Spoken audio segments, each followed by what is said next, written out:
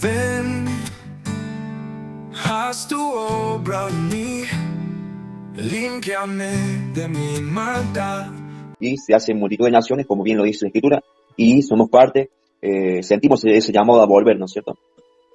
Pero bueno, vamos a seguir en el verso 27, dice, tampoco Manasés arrojó a los de Besean. Esta palabra Besean, esta ciudad, significa casa de quietud, o ciudad de quietud. Vamos a leer un poquito dónde se menciona, en qué otros lugares se menciona esa ciudad. Dice, en un principio fue una importante ciudad fortificada de los cananeos, situada en un lugar estratégico, desde donde se dominaba la entrada del valle de Jezreel, por el valle del Jordán, o del Jardín. La actual Beisán deriva su nombre de aquella antigua población que ha sido localizada en el cercano lugar de Tel Zum. La región donde estaba Besean se encuentra a unos 120 metros por debajo del nivel del mar, y su parte oriental desciende abruptamente hasta los 275 metros, a orillas del río Jardín. Bien. Vamos a encontrar un pasaje donde podemos ubicarla. Bueno, por ejemplo, Yehoshua se nombra a esta ciudad, ¿sí? Yehoshua capítulo 17. Tuvo también Manasés, Issacar,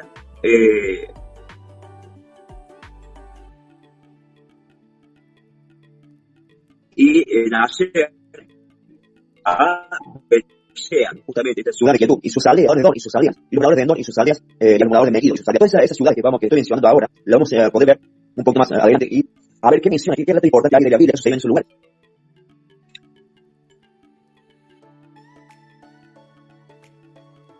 Por ejemplo, en Crónicas capítulo 7, primera de Crónicas capítulo 7, voy a buscarla acá.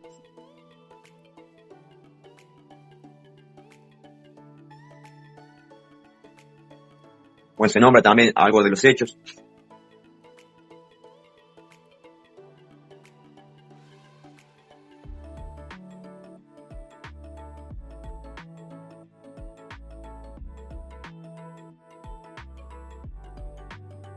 Bueno, no me sale ahora, hermano, porque me está fallando en la línea. Espero que me estén escuchando ahí. Voy a seguir, el 27, estamos en el 27. Tampoco Manasés arrojó a los de Besean, que es esta ciudad de Quietud, ni a los de sus aldeas, ni a los de Tanak y sus aldeas, ni a los de Dor y sus aldeas, ni a los habitantes de Ibleam y sus aldeas, ni a los que habitan en Megiddo y en sus aldeas. Y el cananeo persistía en habitar en aquella tierra. Entonces era constantemente atacada esas regiones por el hecho de que Manasés no arrojó a esos cananeos por la excusa de que ellos tenían carros, dice carros de hierros. O sea, estaban bien armados esos carros. Quizá haya sido la novedad del momento. No, lo podemos imaginar nosotros, ¿no? Bien. Esta ciudad de Tanak. Deben un minuto, hermanos, que...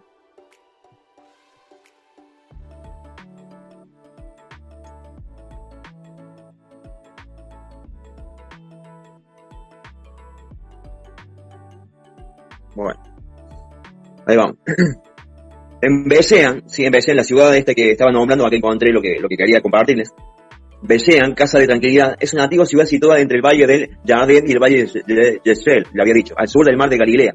Gracias a la abundancia de aguas y tierra fértil hizo de Besean una ciudad importante aún el siglo antes de la llegada del pueblo hebreo.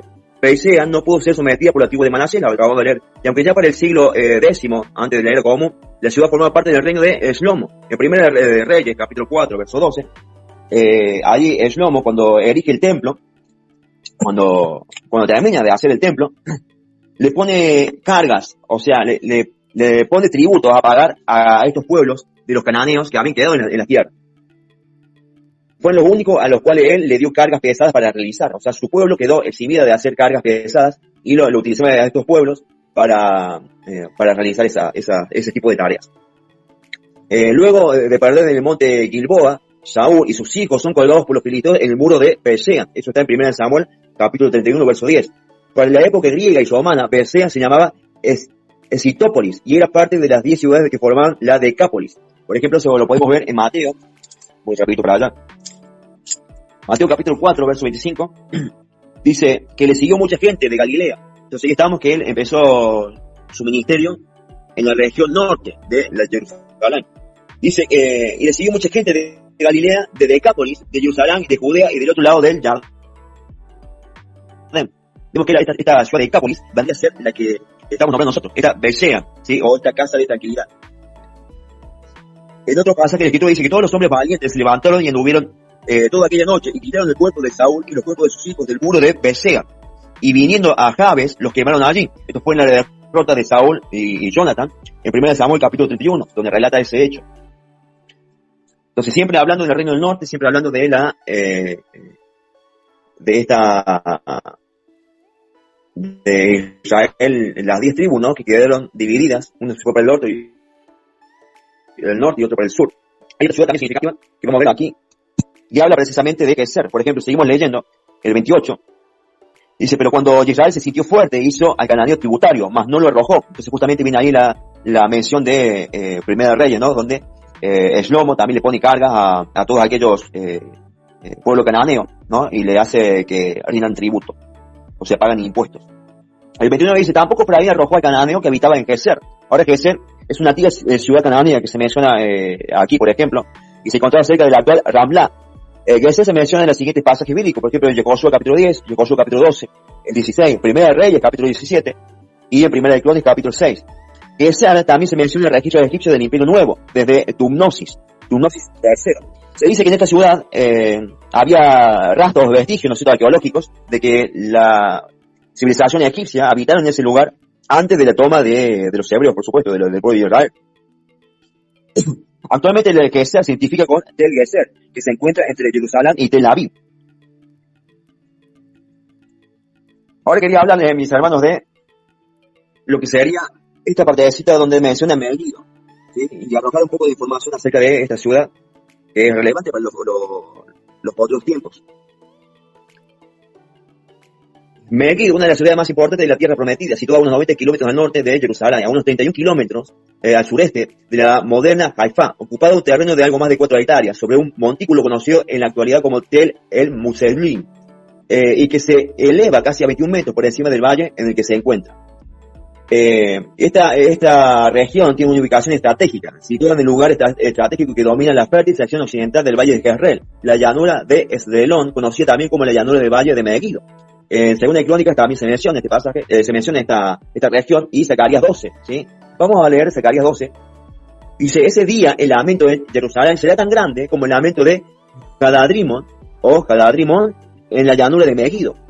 Entonces, proféticamente hablando, si vamos allá al libro de Kigagu, Apocalipsis, vamos a ver que él habla de una lucha en Megiddo, o la pelea de este nombre, ¿no? Que en realidad habíamos pensado también que Megiddo sería el nombre de los atacantes o de un ejército, ¿no? O de una potencia, pero en realidad hacía mención al lugar donde se iba a desatar una gran pelea, ¿no? Una gran guerra.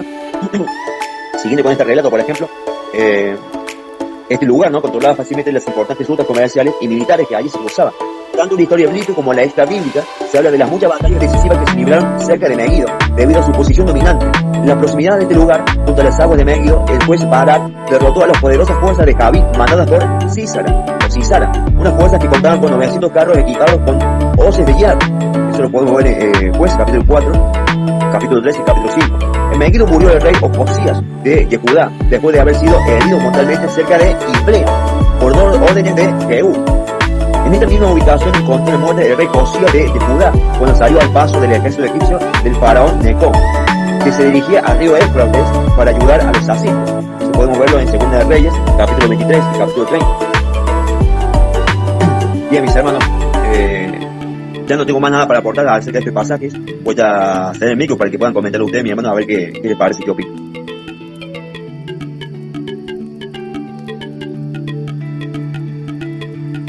Bueno, vamos a continuar, hermanos.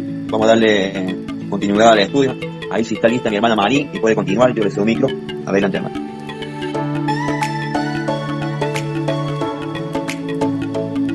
Shalom, hermanos. Bueno, en el libro de Chofer, capítulo 1, versículo 30 al 36, la palabra dice: tampoco Zabulón arrojó a los que habitaban en Quitrón, ni a los que habitaban en Naalal, sino que el cananeo habitó en medio de él y le fue tributario. Tampoco se arrojó a los que habitaban en Acó, ni a los que habitaban en Sidón, ni en Atlac, en Axi, en Elba, en Afec y en Rehob. Y moró a ser entre los cananeos para que habitaban en la tierra, pues no los arrojó. Tampoco Neftalí arrojó a los que habitaban en Bet-Semes ni a los que habitaban en Bet-Anac, sino que moró entre los cananeos que habitaban en la tierra, mas fueron tributarios los moradores de Bet-Semes y los moradores de Bet-Anac. Los amorreos acosaron a los hijos de Dan hasta el monte, y no los dejaron descender a los llanos. Y el amorreo persistió en habitar en el monte de Jerez, en Ajalón y en Saalbín. Pero cuando la casa de José cobró fuerza, lo hizo tributario. Y el límite del amorreo fue desde la subida de Acrabín, desde Sela hacia arriba. Amado Padre Celestial, bendito sea tu nombre, nos ponemos en tus manos para que seas dando la sabiduría y la inteligencia, Padre amado, y nos pueda, Padre Santo, dar, Padre Santo, ese por inmenso amor y misericordia, porque nos ayudes a hablar de tu palabra, amado Padre, y que sea tu Ruach HaKodesh que nos guíe de principio a fin, en el nombre de Yahshua Mashiach. Dice, Shofim, capítulo 1, versículo 30. Como vemos aquí, dice, la tribu de Zabulón no arrojó, no despojó, no echó, no desposeyó, no quitó, no expulsó a los que habitaban en Kitrón y Naalal. Estos cananeos siguieron allí, continuaron habitando en medio de ellos, pero fueron obligados a trabajar y a dar tributos. Vemos aquí que este es un se puede decir algo que les jugó en contra a las tribus, ¿no? De que estos moradores cananeos no los pudieron ellos sacar de ahí, ¿no? O sea, no conquistaron del todo a esas tierras, sino que dejaron ciertas gentes, se puede decir que no debieron estar ahí junto con el pueblo de Israel en las diferentes tribus, porque de una y otra manera, al habitar ahí, corría mucho riesgo el pueblo de Israel, a veces, muchas veces, a imitar lo que ellos hacían. Pero bueno, como vemos aquí en este lugar de Kitrón es un lugar en Palestina que en hebreo, en el estrón hebreo 7003 significa fumigador. Según otros conceptos es hacer humo de sacrificio o ardier. Dicen que, según estudio, dice que esta posible conexión con el fuego o humo de sacrificios fue un lugar también conocido por incendios o una proximidad a una fuente de fuego, o tal vez a esos sacrificios que se daban a otros dioses, no a ese sacrificio al Eterno, sino a otros dioses, porque ahí habitaban estos ciudadanos cananeos. Y también en la ciudad de Naabal, es otro lugar en Palestina, donde dice que significa matas, pasto, potrero, es un abrevadero de rebaños o pastos, dice. Este lugar fue designado a los levitas meraritas, porque esta ciudad tenía ejidos.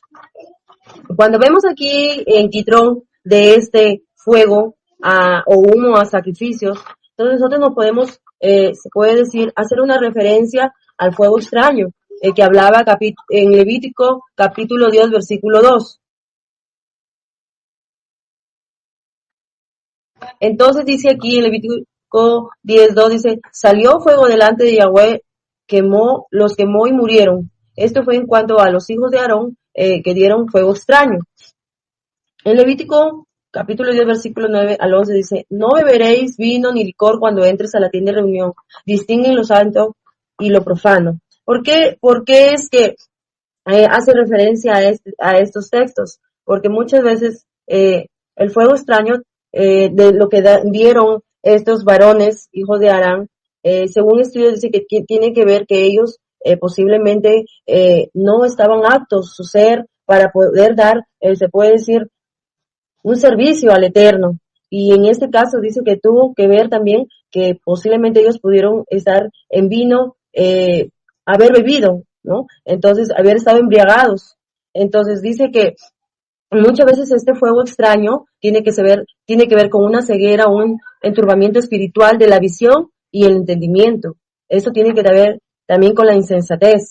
Entonces nosotros tenemos que tener mucho cuidado al dar fuego extraño al Eterno, ¿no? Porque esta ciudad de Kitrón tiene que ver de que el significado dice humo y sacrificios. Entonces, si nosotros damos otro tipo de sacrificios que no le agrada al Eterno, entonces no nos va a ir bien, ¿no? Y es muchas veces que los hijos de Israel se copiaban prácticamente de estos prácticas que tenían, ¿no? Esos pueblos, ¿no? Que lamentablemente no los pusieron sacar del todo. Y por decir también vemos aquí en Nabal, dice que es pastos. Y hay un salmo donde dice, en Salmo 23, que Él me hará, Yahweh me hará pastorear en paz, en delicados pastos me hará descansar. Entonces, si es un lugar donde ellos estaban habitando, y si lo llevamos a lo espiritual, ¿qué clase de pastos se puede decir tenía este lugar, ¿no? En lo espiritual, muchas veces reverdecemos, ¿no? Como la vara de Aarón, somos también, hacemos referencia que somos como algo como unas plantas, ¿no? Que estamos creciendo en el camino del Eterno, pero sin embargo, también dentro de esas plantas, ¿no? También hay maleza alrededor, ¿no? Cuando vemos un jardín, ¿no? Plantas buenas, plantas malas. Las plantas buenas dan fruto. Nos sirven también a veces de sombra, como también nos sirven de decoración, ¿no? A vuestras casas, nuestros jardines, pero también hay unas plantas que son como maleza, esos pastos no sirven. Entonces, yo lo puedo llevar, ¿no? Esto a lo espiritual, que muchas veces tenemos esos pasos dentro de vuestro ser que no nos sirve, y es donde nosotros debemos limpiarnos de esos tipos de pasos, ¿no? También vemos aquí en el versículo 31, dice, en el versículo 31 de Chofín, capítulo 1, dice, la tribu de Aser tampoco echó a los habitantes de Acó, Sidón, Anlac, Acrin, Elba, Alec y Rebob. Entonces, así como Zabulón no desechó a los cananeos de esos lugares, también en la tribu de Aser también pasó lo mismo, ¿no? Bueno, yo he podido, como ven, ¿no? En estas ciudades sacar su significado. Vemos aquí en el lugar de Jacob, y dice que es una ciudad que está en la costa mediterránea en Israel. También significa Jacob con doble K. Dice, según el significado, significa calentado por el sol, o también significa arena ardiente, caliente. Entonces, vemos que en el libro de Hechos, capítulo 21, versículo 7, esta ciudad de Jacob se le cambió otro nombre, donde se llamó Tolemaida. Dice que fue una parada de los viajes que realizaba Pablo, ¿no? La última parada, dice. Es un puerto marítimo y terminal de rutas comerciales. Entonces, vemos aquí, si nos enfocamos en lo que es arenas calientes, ardientes, podemos también relacionarlo, ¿no? Ese significado con aquella palabra ardiente, ¿no? Muchas veces vemos que hay personas con este tipo de actitudes, ¿no? Y cuando hablamos de ardiente vemos que tiene que ver con el pecado sexual, ¿no? Entonces, que son personas muy fogosas, muy vehementes, muy fervorosos, entonces, y eso lo lleva muchas veces a cometer pecados, ¿no? Que no le agradan al Eterno, ¿no? Como dice, que tiene relación con lo afrodisíaco. Entonces, vemos un proverbio en el capítulo 6, versículo 27, dice, ¿acaso el hombre puede echarse fuego sobre las piernas sin quemarse las ropas? ¿Podrá caminar sobre carbón en sus pies? Así sucederá el hombre que duerme con la esposa de otro hombre. Esto no quedará sin castigo. O sea, podemos relacionarlo, lo he podido yo relacionar con esta palabra ardiente, ¿no? Que muchas veces lleva al pecado de inmoralidad, al pecado sexual, del adulterio, la fornicación, aún en los pensamientos, en las concupiscencias, en la lujuria de pensamiento. Entonces, los creyentes nos debemos cuidar de todo este tipo de cosas, ¿no? Es una de las características que yo le he relacionado con con esta ciudad, ¿no? También vemos a otra ciudad que es Sidón, que también es un lugar de Palestina. Dice que Sidón significa atrapar peces, pescadería. Dice que ahora su nombre moderno es Zaira. Entonces, dice que en este lugar habían personas con muchas riquezas, ¿no? Y también se puede relacionar con esta ciudad, conectaba, dice, a los lectores y oyentes griegos con muchas historias que ellos contaban, ¿no? Mucho conocimiento. Sabemos también cuando tenemos mucho conocimiento que no es dentro de la palabra, muchas veces como personas erramos y nos equivocamos en los conceptos de la cual nos llevan a conocer más el Eterno. Dice también que en esta ciudad de Sidón era una ciudad con mucha idolatría. Inclusive también hace alusión cuando Jezabel introdujo el culto Balán en Israel. Y vemos que Jezabel fue una mujer, ¿no? Que después se le levantó al profeta Elías, por cuanto Elías, él hablaba en contra de la idolatría. Inclusive ustedes, que más adelante veremos, y aún a unos que ya lo han estudiado, donde vemos todo lo que pasó ahí, ¿no? Esa escena sobre Elías con Jezabel, ¿no? Ese enfrentamiento que en cada uno de ellos, Jezabel por parte, ¿no? Del culto a otros dioses, mientras que Elías, ¿no? Se puede decir la adoración, el fervor que él tenía y el amor por el Eterno, por Yahweh, donde él hacía ver que él era más poderoso que todos los dioses y que aún él se reía o se burló, ¿no? De esos dioses en ese culto a Baal, ¿no? También vemos aquí que dice que Sidón fue una ciudad bendecida en los tiempos de Yeshua, en Mashiach. Pues esta ciudad se predicó su palabra, estuvo la presencia del Mashiach y también se vio su poder, ¿no? Haciendo milagros, maravillas, ¿no? También vemos acá en otra ciudad que se menciona aquí dentro de la tribu de Aser, en Alak, dice que significa gordura. Tiene que ver con la palabra Shebek, que es grasa, sebu. En otros conceptos es gordura, grasa, hecho de leche. Muchas veces, si nosotros recordamos, ¿no? Estas gorduras, estas grasas se utilizaban para lo que son las ofrendas, ¿no? Que se hacían a Yahweh en cuanto a los pecados.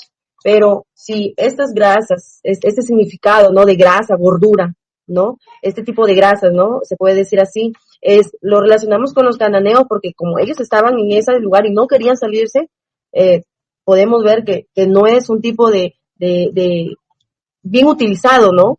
Por parte de estas personas, de estos ciudadanos que vivían en ese lugar, ¿no? Porque prácticamente estos cananeos eran personas que llevaban, se puede decir, costumbres diferentes y totalmente apartadas del Eterno.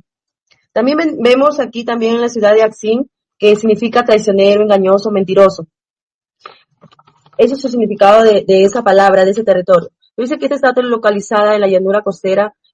También dice que es una ciudad portuaria, marítima. Dice, en la época de los romanos y griegos se le conocía con el nombre de Edipa. Dice, hay otra también ciudad, y ya bueno, conocemos, ¿no? Que la traición, el engaño y la mentira, si lo llevamos a la parte espiritual de nosotros, ¿no? Tiene que ver con todo aquel que practica, esos son hijos de Hasatán, ¿no? No son hijos del Eterno, entonces. Y nosotros nos debemos de apartar de toda mentira, ¿no? Porque solamente el que habita la verdad es Yahweh, ¿no? No hay otro, el que practique la verdad sincera, plena, ¿no? Aún por su verdad por medio de la palabra. Otro lugar también vemos a fe, que significa fuerza, fortaleza. Este también es conocido como Apil, con K. Dice que es un cauce de un río. Y también tenemos la otra ciudad que se dice Rehob, que es espacioso, abierto, un lugar espacioso. Y podemos dar cuenta, ¿no? Que aquí estos son lugares con entrada marítima. Y muchas veces vemos en la realidad ahora que todo lugar que tiene parte de puerto, que es un lugar marítimo, hay muchas actividades comerciales, vemos que es una gran entrada para muchas cosas, ¿no? Porque dicen, por ejemplo, aquí en Perú, decían, ¿no? En las noticias, van a abrir tal puerto en Chancay, un puerto que es con la asociación del país de China. Entonces, vieron que se ocurrieron muchas noticias acá en Perú, los pobladores que vivían en ese lugar los sacaron de ahí para llevarlos a otro lugar, pero en ese lugar hicieron un túnel y tanto así que dice que algunos que se quedaron, no se quisieron salir de ese lugar, dice que tuvieron un desplomo de esas tierras porque simplemente habían sido como rellenos que les habían puesto ahí, entonces hubo accidentes ahí, quisieron que le reparen, ¿no? Y también comenzaron los ciudadanos a decir que no les veía con agrado ese puerto porque vienen personas foráneas de diferente lugar con otro tipo, se puede decir, de pensamiento, ¿no? Un pensamiento más abierto a hacer lo malo más que lo bueno. Entonces, a veces no vemos mafias, a veces vemos se puede decir cosas de mal vivir, ¿no? Prostitución y un sinnúmero de cosas, ¿no? Que en esta sociedad, bueno, se ve, ¿no? Entonces, vemos, ¿no? Como en estos lugares, ¿no? Lamentablemente, gente que no debió habitar ahí, con el tiempo, ¿no? Y seguimos viendo la historia, ¿no? No era nada bueno que habitaran en esos lugares, ¿no? Vemos así como también aquí dice en el versículo 32, y moró Aser entre cananeos que habitaban en la tierra, pero no los expulsaron. Lamentablemente tuvieron que vivir ahí con ellos. La tribu de Neftalí en el versículo 33 dice, no expulsó a los habitantes de Bet-Semes y Bet-Anat, pero estos fueron sometidos a tributos. Evet inmet, emes, según lo que he podido resaltar aquí, el significado de esta palabra en hebreo significa casa del sol o del dios sol. Como vemos también por historia que los egipcios eran una de las naciones que adoraban mucho al sol. Y en la casa de Bet-Aná dice que significa casa de diosa. Dice que en estas aldeas hace mucho referencia a los egipcios y a sus costumbres. Entonces, es una ciudad situada a 6 kilómetros ahora al noroeste de Hebrón. Entonces, ahí vemos que en esta ciudad estaba relacionada prácticamente con la idolatría. Y también es otra costumbre pagana que se practicaba ahí. Entonces, al no Nectalí a permitir que estuvieran esos habitantes, la idolatría iba a permanecer ahí. Vemos en el versículo 34, los amorreos estaban decididos a quedarse, obligaron a retirarse a la tribu de Dan y no los dejaron descender a las llanuras de este valle. También, o sea, ellos en la tribu de Dan también no se fueron, siguieron ahí, ya no los cananeos, sino ahora los amorreos. Entonces podemos ver cómo ellos no salieron, no fueron expulsados. En el versículo 35 dice, el amorreo persistió en habitar en el monte de Jerez, Ajalón y en Salbín, pero cuando la casa de José cobró fuerzas, lo hizo tributario. O sea, ellos estaban ahí, pero ellos no se salían. Por decir, vemos en la ciudad de Jerez, que es una montaña oriental al oriente de Jordán, su significado es brillante, sol irritante. Otros dicen, estudiosos, que se refieren a una enfermedad a la piel, este significado de esta palabra. Pero yo lo he podido relacionar cuando una persona en lo espiritual quiere ser algo brillante, algo que quiere, se puede decir, ser mejor que los demás, tenemos que ver con la fama. Y en la otra ciudad de Ajalón, que en hebreo es Ayalón, significa lugar de gacelas, lugar de venados, ciervos. Y vemos que en Ajalón ocurrió un gran hecho también. Sol detente sobre Ajalón y la luna en el valle de Ajalón. Esto está en Josué capítulo 10, versículo 12. Vemos que ahí fue un lugar de devastación total, ¿no? Donde se hubo una gran lucha por conquistar estos lugares, ¿no? Pero Ajalón también tiene que ver con el que sobresale. Entonces, con ese significado. Y cuando vemos el que sobresale, también vemos que esa palabra tiene también que ver, así como la fama, con el ego. Y por último, tenemos la ciudad de Salbín, que significa zorro, zorra, cueva o lugar de zorros. Y si nosotros nos vamos a las escrituras en Cantares, capítulo 2, versículo 15, dice, cazadnos las zorras, las pequeñas zorras que echan abajo las pequeñas viñas. Entonces, si nosotros nos podemos dar cuenta, ¿no? Aquí, en estos lugares donde el amorreo, para mi punto de vista, se creía habitantes superiores, con mucho ego, con mucho orgullo, que nadie los podía sacar, porque cuando una persona, si vemos, es orgullosa, tiene ese ego, por más que se le diga algo, no se le puede ni reclamar, porque si no, hasta se molesta, ¿no? Entonces, vemos aquí cómo estos amorreos no salían de ese lugar, ¿no? Pero lo bueno que el Eterno permitió que la casa de José crezca, ¿no? Entonces, donde fueron sometidos, tal vez no los sacaron, pero sí fueron sometidos a que paguen sus tributos. Entonces vemos cómo aquí, ¿no? Estas características que vemos en estas ciudades tienen que ver con estos pueblos, ¿no? Paganos, donde no pudieron salir de aquí de estas tribus. Y en el último versículo dice, y el límite del amorreo fue desde la subida de Acrabín, desde Sela hacia arriba. Y si podemos recordar, Acrabín era un lugar de ascensión de los escorpiones que hasta ahora todavía existe ese lugar donde dice que muchas veces han ido turistas, pero no pueden ir ya más allá porque es un lugar que habitan muchos escorpiones, ¿no? Y si vemos también los escorpiones, no es un buen animal, no es un insecto muy temible, ¿no? Porque por su veneno y todo eso, entonces podemos ver que esta característica también tiene que ver con esos pueblos amorreos, con esos pueblos paganos, ¿no? Y Sela, ¿qué significa? Petra, peña, ¿no? Duro de roer. Entonces, yo he hecho un resumen de todas estas características, ¿no? De estas ciudades, ¿no? Donde todavía habitaban estos habitantes que no le servían al Eterno, donde he podido rescatar, ¿no? De todas estas características, el fuego extraño, pastos que tienen que ver con pastos malos, maleza, como se le conoce, la palabra ardiente, que tiene que ver con el pecado sexual, vemos la idolatría, grosura, que también lo he identificado con riquezas, ¿no? A veces riquezas no bien habidas, engaños, mentiras, muchas veces conseguimos las cosas con ese tipo de actitudes, una fortaleza que queremos, que muchas veces quiere la persona creerse la más fuerte, implacable, que no le teme a nada, y lugares espaciosos, muchas veces en donde hay lugares espaciosos tiene que ver con lugares de peligros, lugares que tiene que ver en lo espiritual con la ansiedad, la necesidad, la desesperación, o en lugares espaciosos donde muchas veces se ve mucho pecado. Y también la palabra brillante, con el ego, con la fama, con las zorras, que las zorras destruyen lo bueno, ¿no? Lo bueno de las viñas, ¿no? Entonces, vemos todas esas características que yo las he encerrado, donde yo las he resumido y puedo ver de que muchas veces hay creyentes que lo tienen aún y es bueno y necesario, o muchas veces vemos eso en el mundo, ¿no? Es como en Deuteronomio capítulo 18, versículo 9, le decía el Eterno, le decía al pueblo de Israel, cuando entres en la tierra de Yahweh, tu Elohim, no aprenderás a hacer esas cosas abominables de estas naciones. Y estas cositas prácticamente para el Eterno eran abominables, ¿no? La idolatría, ¿no? Entonces, vemos que lamentablemente esto no se salió, no se expulsó del todo de estas tribus.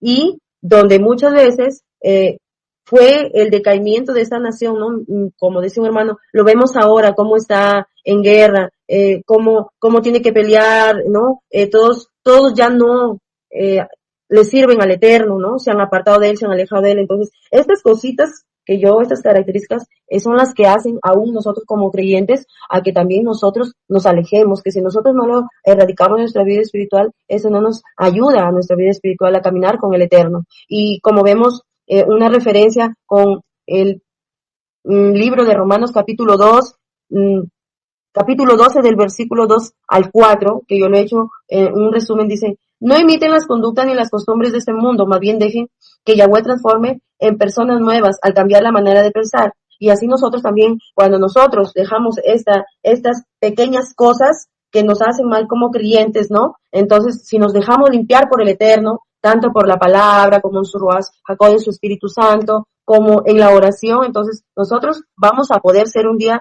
la buena voluntad, ¿no? Del Eterno, que es una voluntad buena, agradable y perfecta, ¿no? Y es como vemos así que esta enseñanza, así como el libro de Yehoshua y ahora de Shofim, que nos está enseñando, ¿no? Cómo nosotros, así como ellos, estas tribus no pudieron sacar a esos habitantes paganos, nosotros como siervos del Eterno, nosotros sí lo debemos hacer porque tenemos una palabra que nos está enseñando día a día. Amén, hermanos.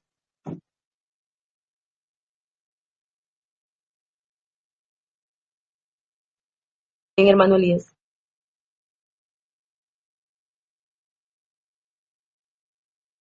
Mi hermana Mani, hermoso, hermoso.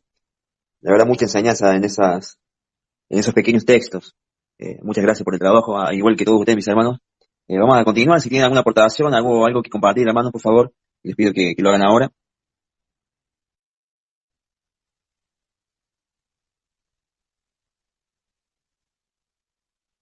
Bueno, hablar de los nombres y su significado es, la verdad, muy relevante al día de hoy. Y podemos también discernir entre lo espiritual acerca de los nombres, los significados, y lo que nos quieren hablar también. Eh, Recordemos que, bueno, hay como la banda malita de la enseñanza, ¿no? No tan solo es información, sino también una aplicancia para nuestra vida. Así que está excelente, hermanos. Vamos a continuar con el estudio, vamos a continuar allí. Eh, falta algunos textos, pero les sigo animando que sigamos la lectura, que podamos allí, si tenemos algo que aportar, que lo hagamos. Vamos a seguir ahí con la hermana Belén.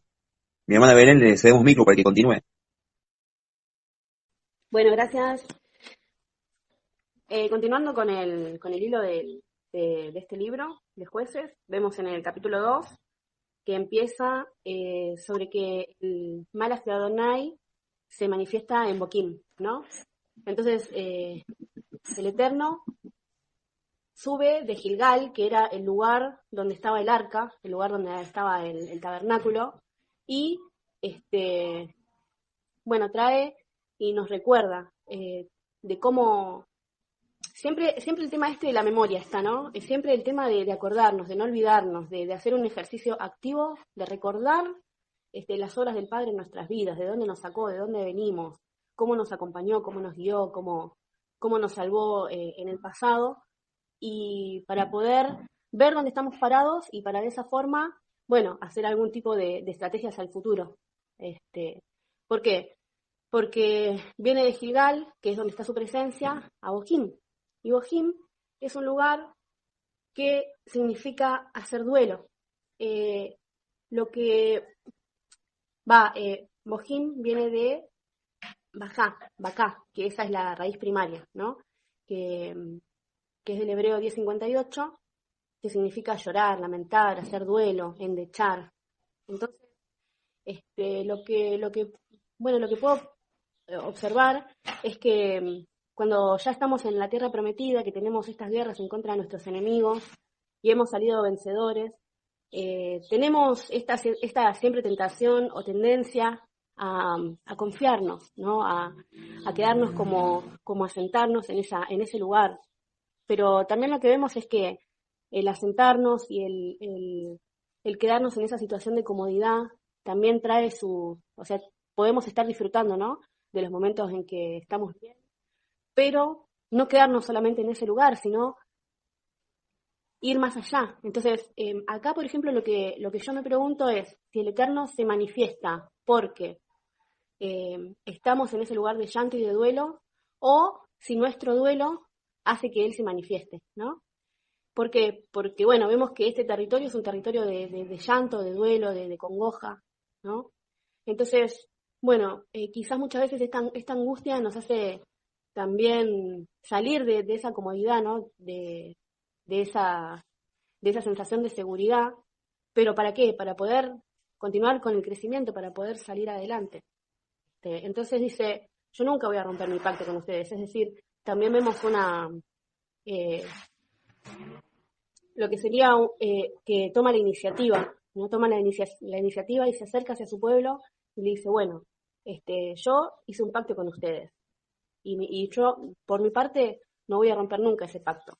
Pero nosotros, al olvidarnos, al no recordar, siempre tenemos esa posibilidad o esa tendencia a ir o a estar seducidos por estos otros Elohim, ¿no? Que habitan en estos territorios. Porque vemos que el pueblo, muchas ciudades no sacó, sino que convivían con ellos. Entonces dice, ustedes por su parte no harán ningún pacto con los habitantes de esa tierra, pero ustedes no han prestado ninguna atención. Es decir, pienso que esa sensación de seguridad y de confianza y de victoria que se venía teniendo genera esta confianza que hace que uno se olvide de estar alerta o se olvide de estar en una situación de que uno todavía puede caer, ¿no? Entonces, dice, ustedes no han prestado ninguna atención a lo que les dije. ¿Qué es esto que han hecho?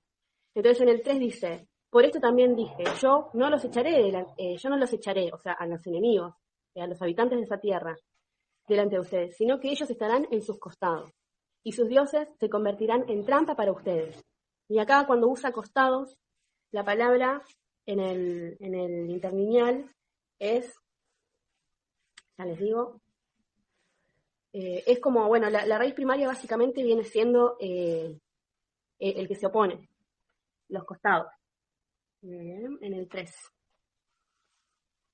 Dice, si no, dice, por tanto, yo también digo, no los echaré delante de vosotros, sino que serán azotes para vuestros costados. Y ahí viene de la palabra 6654, que es sad, que es una contracción de una raíz que significa contra, ¿no? Entonces, siempre vamos a tener estas contras, siempre vamos a estar con estos enemigos que están ahí latentes esperando a que no que nos desviemos, sino que nos distraigamos.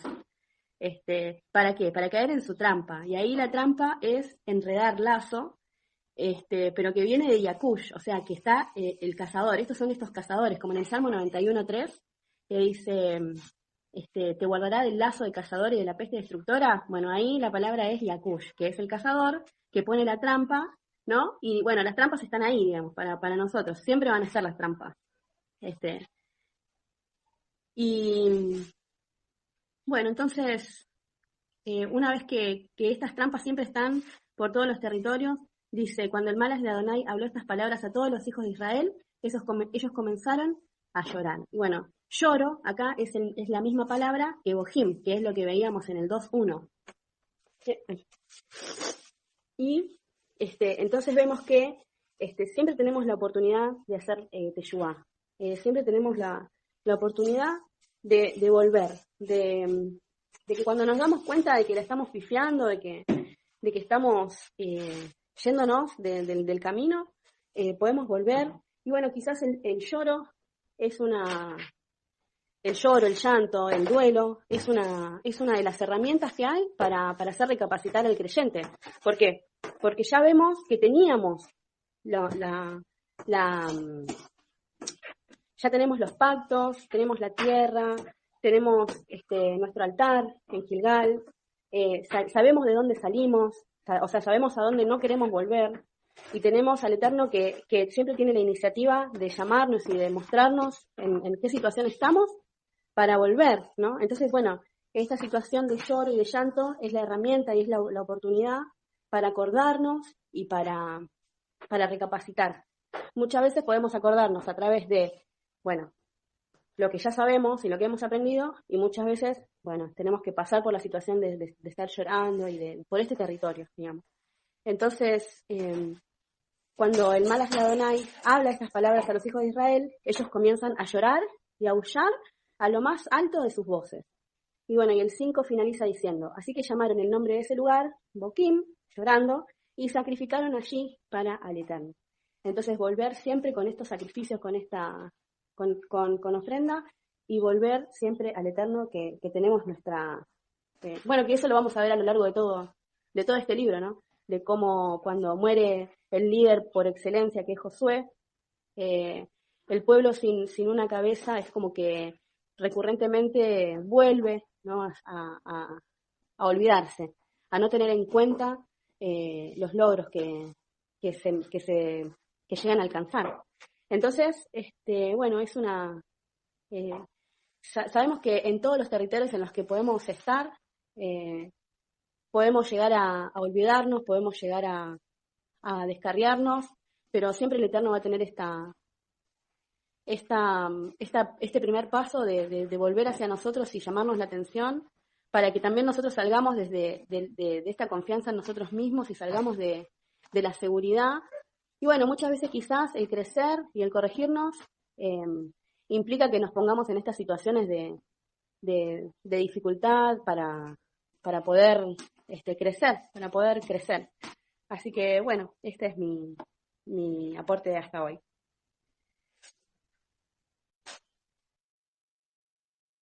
Buenísimo, hermana Belén, como ya nos tiene acostumbrado toda esa inspiración, de verdad que, o esa interpretación, ¿no? Es muy linda también, no cualquiera la puede relacionar.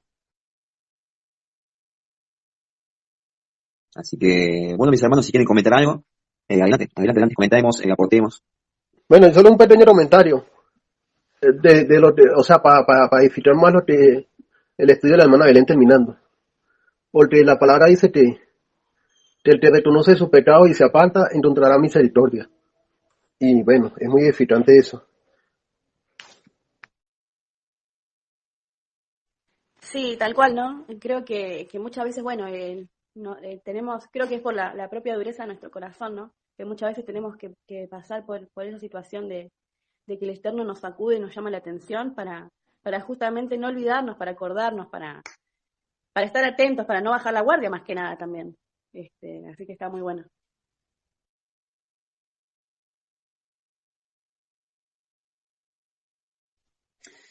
Bien, excelente, hermanos. Continuando con el estudio, vamos a pedirle al hermano César si puede continuar allí, que tiene la última porción de este estudio.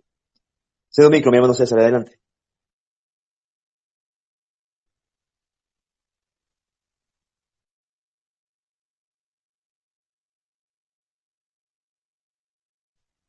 Bueno, en lo que se acomoda el hermano César allí para dar su su parte del estudio. Recordamos que este es el primer estudio del libro de Jueces. Así que les animamos a que continúen, que nos sigan con este estudio, que de verdad es muy, muy lindo, muy maravilloso poder hacerlo de esta manera. Así que con la dirección del Eterno, y lo hacemos al servicio de Él. Así que, bueno, nada, animándoles para que cada vez se reúnan en los Shabbat y en los jueves. Adelante, mi hermano César, Sedomic.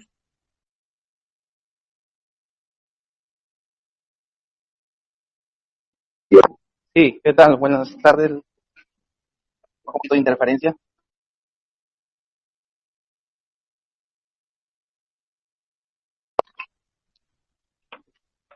Libro de Jueces, capítulo 2, versículo 6, del verso 6 al 10. Porque ya Josué había despedido al pueblo y los hijos de Israel se habían ido, cada uno a su heredad para poseerla. Y el pueblo había servido a Yahweh a todo el tiempo de Josué y todo el tiempo de los ancianos, que sobrevivieron a Josué, los cuales habían visto todas las grandes obras de Yahweh que él había hecho por Israel. Pero falleció Josué, hijo de Nun, siervo de Yahweh, siendo de 110 años, que lo sepultaron en soledad en Timnat-Sera, en el monte de Efraín, al norte del monte de Gaz. Y toda aquella generación también fue reunida, y sus padres, y se levantó después de ellos otra generación que no conocía a Yahweh ni la obra que él había hecho por Israel. Bien, está haciendo una recopilación de lo que habíamos visto en el libro de Josué, capítulo 24, el discurso, la despedida y la sepultura de Josué,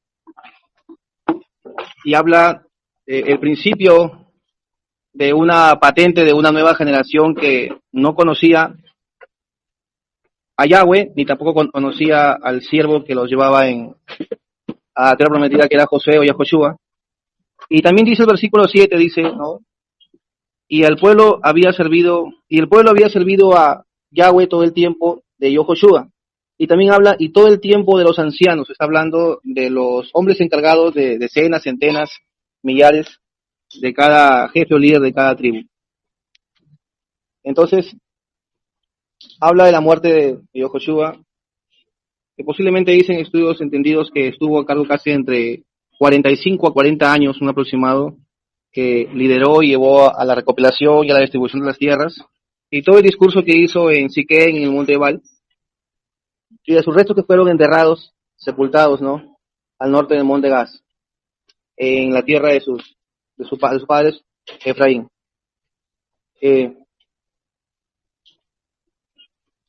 Antes de empezar a todo lo que habla de las apostasías que iban a hacer el pueblo de esta nueva generación y de todo lo que iba a emanciparse, nos da a entender y nos hace comprender de que la importancia de seguir el Shema, de la instrucción generacional y los preceptos y misbot que habla el Eterno hacia las generaciones.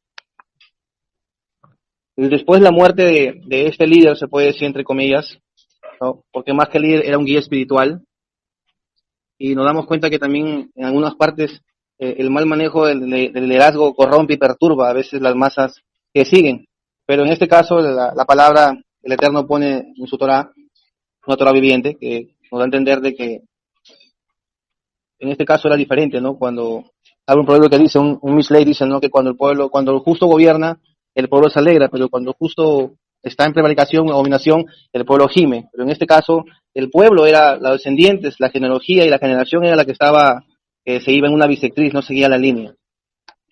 En el versículo 10 me voy a enfocar. Y toda aquella generación también fue reunida a sus padres, y se levantó después de ellos otra generación que no conocía a Yahweh, ni la obra que él había hecho por Israel.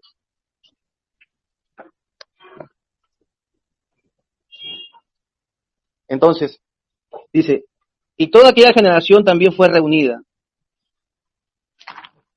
Estudios realizados hablan y dicen que salieron niños de leche o de pecho y fueron naciendo en medio del camino, en el desierto, en esos 40 años de la tierra prometida, a buscarla. Y nacieron una nueva generación que cuando ya Josué estaba ya anciano y a punto de morir, esta generación tenían aproximadamente los mínimos tenían entre 44 y 45 años, de un parentesco, de una estadística que iban ahí todos por igual. Entonces, esta nueva generación fue reunida, se hizo asamblea, se convocó a una fraternidad y comenzó a ver el sinnúmero de cosas que iba a haber. Pero la terminología o la etimología de conocer o de saber más allá no solamente se enfoca en el hecho de una experimentación de conocer o repetición de palabras o de saber algo a alguien. Entonces,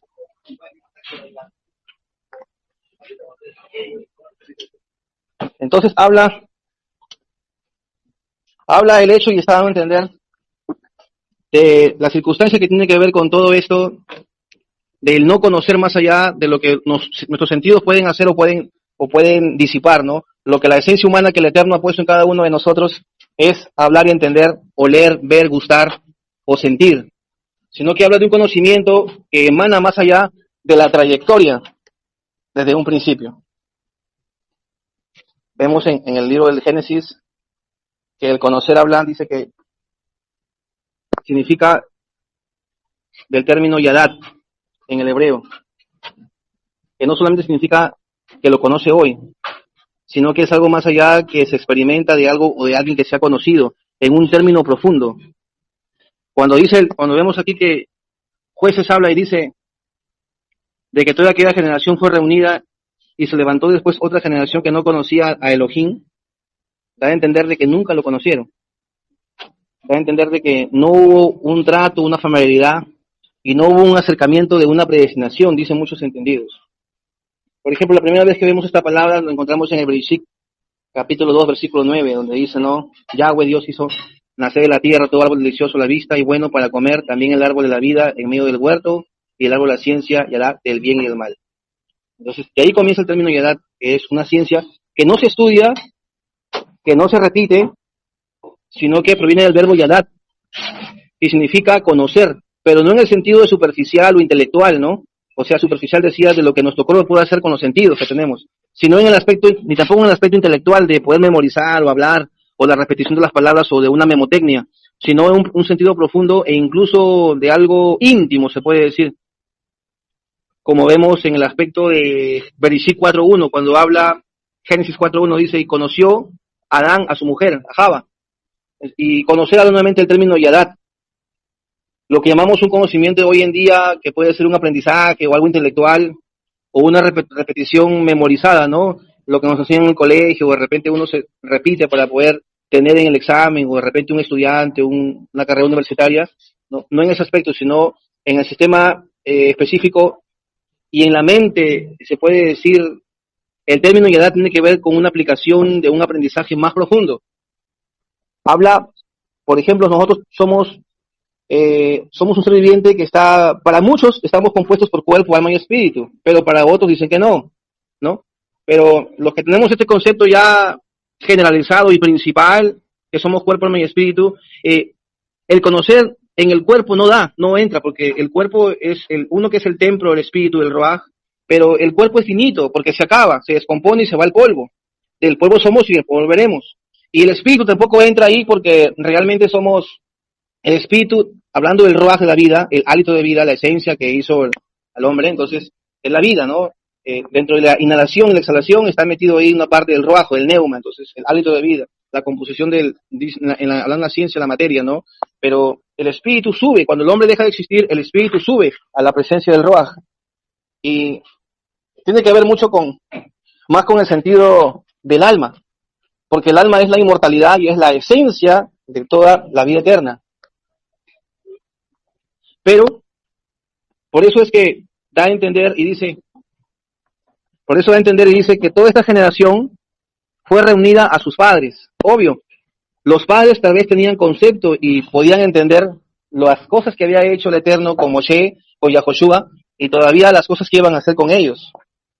Y los padres tenían el intelecto, el conocimiento, el aprendizaje, y tenían un conocimiento, un yadá profundo, porque no solamente el cuerpo ni el espíritu, sino que el alma estaba compenetrada con Yahweh, con la eternidad, con la esencia de la divinidad máxima suprema. el verdadero Elohim viviente. Por eso es de que podemos ver que el profeta Osea dice, ¿no? Habló de un peligro bien fuerte y bien prominente, el dejar, ¿no? El dejar de conocer al Eterno. Dice en Oseas, mi pueblo fue destruido porque le faltó conocimiento. Ahí está el conocer, el término yadá. Por cuanto desechaste el conocimiento, el yadá, ¿verdad? Yo te echaré del sacerdocio. Se habla ya de un apartamiento, o sea, eres desechado, ¿no? Eres sacado, ya no perteneces a este clan, a esta familiaridad. Lamentablemente tú mismo te has hecho accesitario a no estar en este grupo, se puede decir.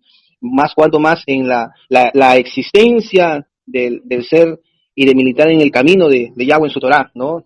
Dice, y porque te olvidaste la ley, la Torah, de tu Elohim, de tu Dios, también yo me olvidaré de tus hijos, habla. O sea, y ese término hijos habla de prole, semilla, cera, habla de descendencia, habla de linaje, habla de generación y de genealogía. Eso es lo que dice el profeta Oseas 4, versículo 6. Por eso es que nuevamente dice, y toda aquella generación también fue reunida a sus padres y se levantó después de ellos otra generación que no conocía, que no tenía conocimiento de Yadad, de Elohim. O sea, no conocían, no solamente en el cuerpo, ni mucho menos en el espíritu, y mucho, ultra menos que conocían en lo profundo del alma. Cuando las palabras que Yoshua habla y dice el pueblo, mi casa y yo serviremos a Yahweh, entonces se refiere, no lo hablaba solamente con proferir o con decir que habla el cuerpo, el sentido de la boca o lo que uno profiere, ¿no? Porque dice la escritura que del corazón salen los malos pensamientos, los homicidios, adulterios y muchas cosas más. Ni tampoco lo decía porque tenía la esencia del Ruach viviente, o sea, sino que era su alma que estaba compenetrada.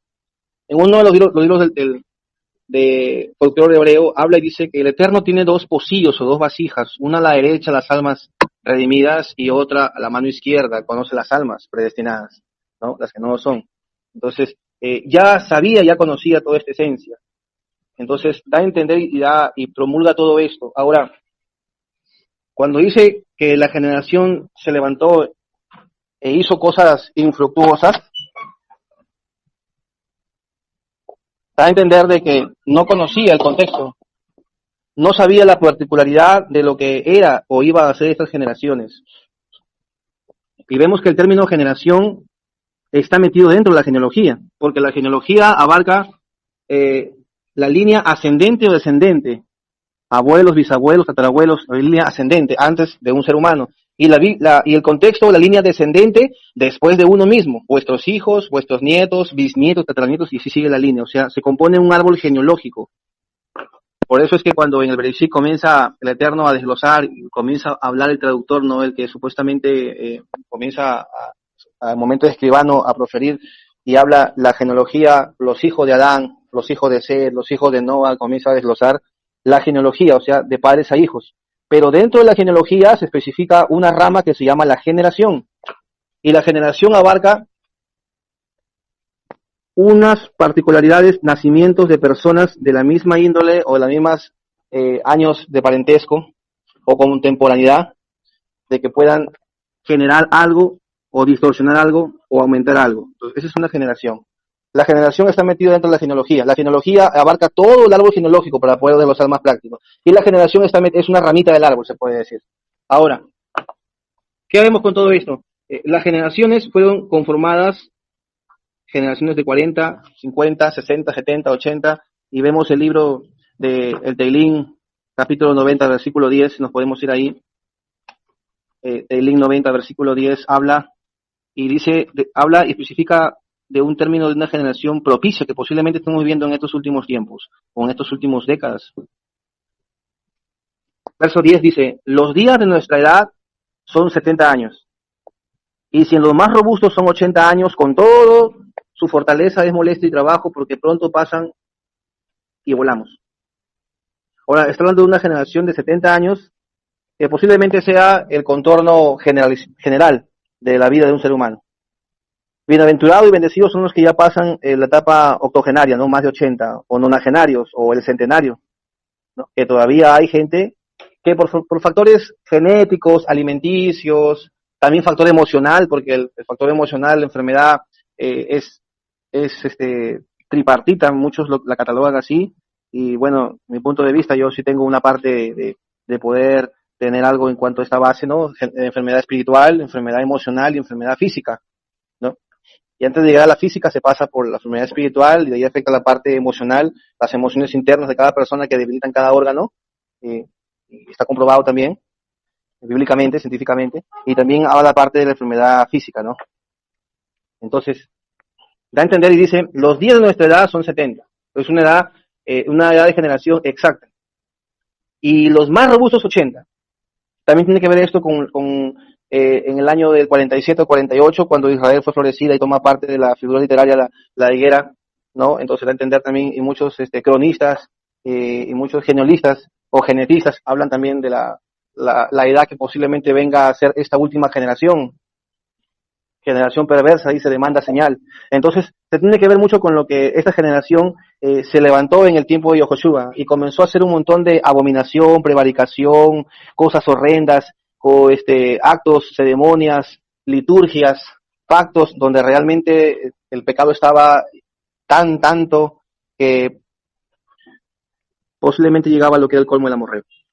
Entonces, vemos el enfoque de cómo estas generaciones lo llevamos a este contorno actual que vivimos, cómo estamos llegando y cómo estamos entrando ya, que parecía que hace unos pocos años entramos en el año 2000, ya hemos pasado una década, 2010, estamos pasando ya la segunda década, 2020, y estamos entrando a unos 30 años de una tercera década donde nos damos cuenta que el avance está siendo totalmente cambiado. Aunque para muchos dicen que la tecnología actual que vivimos no es la que realmente deberíamos estar, sino que estamos en una época cavernícola, porque existió una tecnología sorprendentemente alta y sorprendentemente de alta gama, y una tecnología que realmente nosotros estaríamos en la edad de paleolítica, neolítica, estaríamos totalmente atrasados, ¿no? Con las culturas de Agartha, de Atlanta, Hiperbórea, la cultura la ciencia de Tartaria y muchas más. Entonces, nos damos cuenta que la generación va de la mano también con la parte del conocimiento de Yadad. ¿Qué quiere decir? Que conoció más allá de lo más profundo de lo que podía comprender y entender. Y va más allá del campo en el alma, ¿no? El verdadero corazón. No el corazón de la mente, ni el corazón que movía sangre, sino la intensidad profunda del ser humano del alma, ¿no? Cuando dice que un hombre cuando se une a una mujer prostituta o ramera, entonces un solo espíritu así es lo que realmente daba a entender el conocimiento. O sea, te llegas a él, te llegas a ella y te formas algo penetrante y que no solamente penetra ni se mete, sino que se unifica. Y ya no son dos, sino solamente son uno. Entonces eso da a entender que no conocía esa generación para ir más adelante y tener un propósito. Por eso es que a veces nosotros decimos, ¿no?, que peleó contra la tierra de Canaán, pero la simiente de la serpiente, la simiente de Caín, como muchos dicen, y por ahí también va mi postura, ¿no? Vemos en el libro de Bereshit capítulo 10 que habla de los descendientes, o sea, no está hablando de generación, sino está hablando de la genealogía. Notemos que generación es una rama de la genealogía. La genealogía es el árbol completo y la generación es una rama, es una especie de estirpe, una ramificación que está metida dentro de la genealogía. Volviendo a Génesis capítulo 10, Bereshit 10, habla y dice, en el verso 15, dice, Canaán engendró a Sidón, su primogénito, y ahí comienza toda la línea de los jebuseos, amorreos, heteos, araceos, sinodios, arbadeos, emareos, y todos los descendientes de esta línea. Por eso es que el Eterno permitía también, y era accesible en todas las crónicas de la Torá que el Eterno ha hecho, para que el pueblo de Israel vaya ejercitando, vaya aprendiendo, vaya derrotando. Por eso es el motivo de que a veces nos hacemos la pregunta, pero ¿por qué no se derrotó? O a veces cuestionamos, pero que fue de repente tonto, no tuvo una valentía, ¿por qué los dejó? Fueron miedosos, sino que todo tiene su desglosamiento, y en el glosario del Eterno que hace su argumento de que Él todo lo es posible. Por eso es que todas las cosas a los que aman al Eterno sucede para bien, dice, ¿no?, Romanos 8, ¿no? Y esto es conforme a los que con su propósito son llamados, y a los que antes conoció, predestinó, justificó, santificó, para que todos sean adheridos a lo que viene. Ahora, las generaciones tienen que ver con los estados del tiempo en el cual el mundo está viviendo. Grandes cronistas y estadísticas dicen que en estos casi 6.000 años de la humanidad que se van a cumplir, solamente han habido un promedio de 70 años de paz. Desde el primer hombre que estuvo en el jardín del Edén, desde que hubo los clanes familiares. Solamente 70 años. Los 6.930 han sido puros conflictos, sin ir más allá de la Segunda Guerra Mundial del 47, la Primera Guerra Mundial empezando en 1900, y en esta posible que viene, y en la otra, que es la última, que es el Armagedón, que posiblemente se está esperando. Entonces, todo esto es puro conflicto, puro conflicto. Entonces, las generaciones que vienen perturban. Y si lo llevamos al contexto que vivimos hoy en día, si nosotros no percibimos a vuestras generaciones, a vuestros hijos, y a nosotros mismos no podemos ser heraldos o dejar un renombre de un vástago floreciente para lo que sea de venir. Por eso, da a entender en el libro, versículo 10 dice, y se levantó después de ellos otra generación que no conocía a Yahweh, ni la obra que él había hecho por Israel. O sea, no conocían al Elohim viviente, ni conocían los hechos sorprendentes que había hecho Yahweh con Israel. Pero ahí podemos ver otra subyacente. ¿Por qué no conocían? Porque no se les era predicado, no se les era anunciado, no se les hablaba las obras o sea, no había una comunicación de padres a hijos, no había ese legado de la reseña histórica que iba de padres y hijos. Dicen los talmunistas, los que escribían, el que recopiló y habló el libro del Génesis de Bereshit iba recopilando, iba investigando las generaciones pasadas, iba y buscaba información de los hombres más longevos, de las mujeres más ancianas, y les iba explicando cómo hacían esto o cómo sabía este conocimiento. Y la mujer longeva y la mujer octogenaria, nonagenaria, de 100 años, comenzaba a contar. Mi padre me contaba esto de mi abuelo. Entonces no había una transmisión de conocimiento y edad de generación en generación. O sea, no había.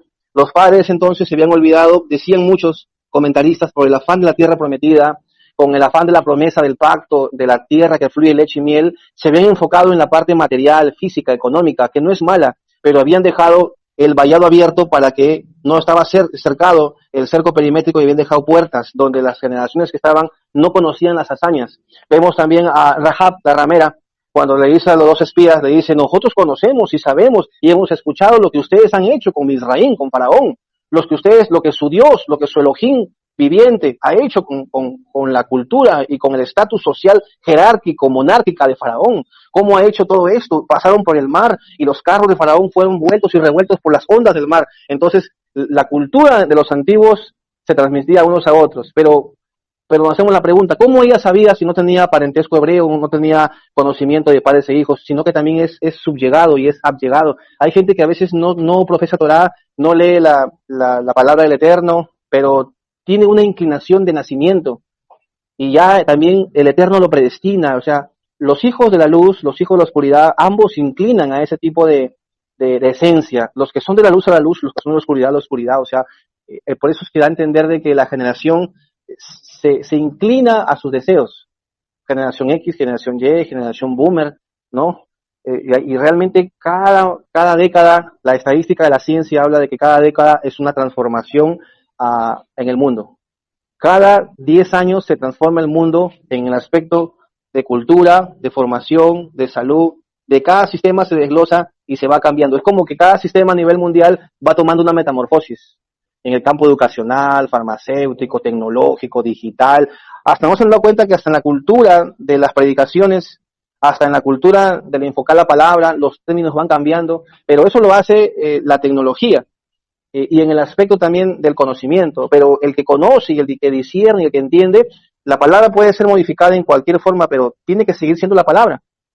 Pero si la palabra es cambiada por brazo humano o por conocimiento tecnológico transhumanista, entonces ahí va el concepto de que conozco al Eterno en el alma, ¿no? Hay mucha gente que no puede acceder a las redes sociales porque de repente son analfabetos, el Eterno los ama a ellos, pero desarrollan un sentir en el alma, en el corazón, sienten que esa persona, ese hombre o esa mujer habla cosas de Elohim verdadero, y también pueden sentir y presentir que ese hombre o esa mujer no habla de parte del Eterno, sino que son artes ocultas, ¿no? Doctrina de Balaam. Por eso es que esa generación que se levantó no conocía a Elohim, ni conocía al que mandó Elohim, ni mucho menos la historia y la cultura que había pasado en Israel. Gloria. Hasta ahí ha sido la porción de la parashá. Amén. Amén, amén. Bueno, un pequeño aporte a lo que estaba hablando el hermano César. Bueno, vemos en Proverbios, o sea, hablo en el tema que estaba hablando de que muchos, o sea, en esa generación no conocía a Elohim, no conocía a Yahweh. Y por lo menos, como dice en Proverbios. En Proverbios donde nos dice, te instruye al niño en el camino y no se, instruye al niño en el camino que debe andar y cuando sea viejo no se apartará de él. Y allá en Hebreos más adelante donde nos dice, miren, la palabra de Yahweh está viva, está orando y es más afilada que una espada de 2 filos, corta traje, donde el alma se encuentra con el rúa y las coyunturas se encuentran con los tuétanos y es rápida en juzgar las reflexiones internas y actitudes del corazón, o sea, conoce todo. Y bueno, y vemos que anterior a eso, el padre ya le estaba advirtiendo ya lo que ellos tenían que hacer cuando en Deuteronomio 11, cuando viene, bueno, voy a leerlo del 18, dice, por lo tanto, ustedes almacenarán estas palabras mías en su corazón y en todo su ser, átenlas en su mano como señal, pónganlas al frente delante de sus ojos, enséñenlas cuidadosamente a sus hijos, hablando de ellas cuando se sientan en su casa, cuando viajen por el camino, cuando se acuesten y cuando se levanten, y escríbanlas en los marcos de las puertas de su casa y en sus postes, para que ustedes y sus hijos vivan larga vida y en la tierra que Yahweh juró a sus padres, que les haría a ellos por el tiempo que haya cielo sobre la tierra, o sea, que era por siempre. Y por eso es que tenemos que ir enseñando a nuestros hijos, a los niños, a los de afuera, a los más, o sea, informarles la palabra a los que más se pueda para que no se olviden de la palabra de Yahweh, pues, de la palabra del Padre, de lo que nos dejó establecido para nosotros conocerlo a él y conocer a su hijo, nuestro amo Yahushua Hamashiach. Bueno, y en cuanto al tema de la tecnología, sí, me pareció bastante interesante, hermano. ¿Por qué? Porque si vemos por lo menos los pozos escalonados y muchas estructuras que se ven de lo alto, la geometría, la simetría perfecta de esas estructuras, o sea, todo eso hay que echarle ojo con una lupa y bueno, y observarlo para edificarlo y comprender por qué las cosas que están pasando y las que han pasado, y comprender todas las cosas. Y bueno, hasta ahí mi aporte. Shalom, que sea bendiciones para ustedes, así como han sido bendición para mí los estudios. Em,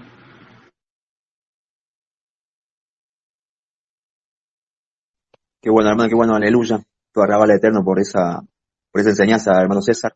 Todo arraba a ustedes, mis hermanos, por los comentarios.